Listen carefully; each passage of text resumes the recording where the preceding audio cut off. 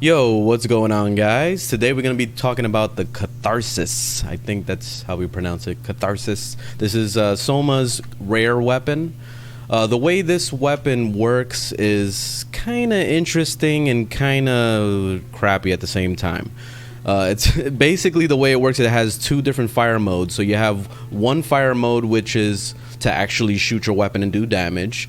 And then the other fire mode is to actually build up the fire rate of the damage. So basically the whole premise of it is you put it into the mode that you're not actually doing damage, but you're building up the actual fire rate of it. So you have to shoot an enemy to build this bar up. Once you build the bar up, it basically turns the weapon into a fully automatic, almost like Constantine style machine gun, where you can shoot the hell out of it until it runs out of basically charges, and then you just get to the point where you just can't even shoot it anymore. Like, it shoots very, very, very slow, so it makes it almost useless. So pretty much the concept of this, I think, is really cool, but the problem with it is that it's not very practical in an actual like PvP environment or actual missions where it requires you to be killing a lot of mobs. So this weapon has potential to be good. It's lackluster with the whole switching and having to build it up thing. What I wish that it would do is basically if you would like melee a target, or maybe if you were trying to regain your actual like the synergy bar or whatever, the bloodlust, I don't know what the hell is called, when you're actually when you break a shield on somebody and you have to actually charge it back up so you don't die. I wish that had something to play with this weapon, but it doesn't. So it's just, I don't know, you have to deal with the way the mechanic is on this weapon, which is not very good. So I don't really recommend it. Off the bat, I'm just going to tell you, I don't really recommend this weapon. You can give it a shot if you like, because it does have something about it that's cool, but it's not very practical enough for me to recommend this weapon. So first off, let's look at the build before we actually get into a mission to show you exactly what this weapon is like. I kind of mixed up the stats a little bit here. I went fully 15 on effective, because that's the critical hit probability. So that's the 20% chance of it actually critting, which is very important because this weapon does a lot of damage when you crit. So I went with lethal of 10 out of 15. So that gives me the 1.95% on there, basically, or 1.95 multiplier rather. So that's really good. So you're buffing that damage of the critical. And then caliber is the shot damage. I got that up to 29%, which is 12 out of 15 on the actual properties. So of course, they didn't go with affiliation. You can do that if you want to. I don't care for those. I'd rather just buff the weapon damage, so I went with that. These are my stats. I tried to just, match it up so that it's as best as it could possibly be, as high as it possibly could get. So I'm really happy with these stats and the way it is. But let's get into a mission so I can show you what this weapon is like and show you what the downside is. You know what I mean? Because there's a big downside with this weapon. And I'm hoping that in the future, maybe we can get a rework on the way this thing works. So let's jump into it. Okay, so I just made it into a mission. I decided to go into a solo mission just so I can show you a little bit more what the weapon is like. The last time I did on the Redeemer weapon, I just went straight into a match, and it didn't really work out too well as I hoped, because it was just it was hard to really talk about the weapon when there was so much going on. So this time I have a little bit more time to talk.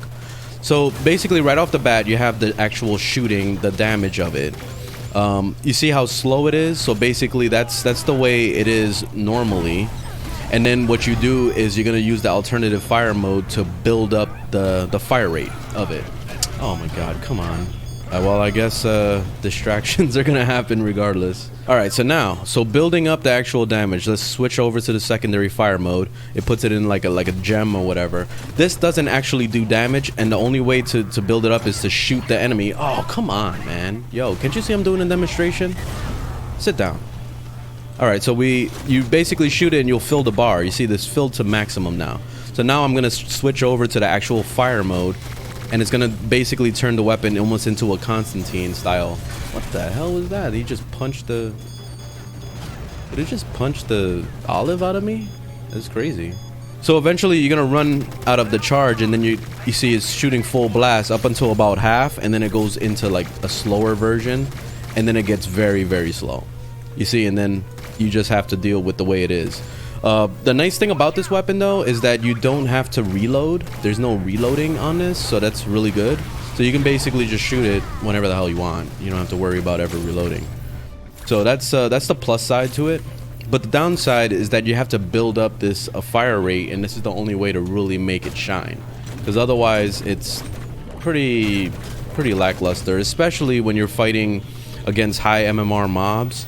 You're gonna need the full charge to do all the damage because you won't kill anything. It would take a while for you to kill something. So let me see if I can build this up here. At least the range is a little bit better on this weapon than the Redeemer. So you can kind of snipe-ish on it. So that's good. But it's still not the best in the world. This is probably going to be the best weapon you're going to get as far as like an automatic machine gun type weapon on a War Dog. But it's still kind of meh because of the way you have to keep switching, to do no damage, and then for the opportunity to actually do damage. It's basically what the premise is. So I have to hit him with this, then I can switch over, then I can start shooting. See, that's basically what it is. See, but the range is actually really good on it. Like, you can actually snipe for the most part on it. The bullets kind of scatter around sometimes, so you have to keep that in mind.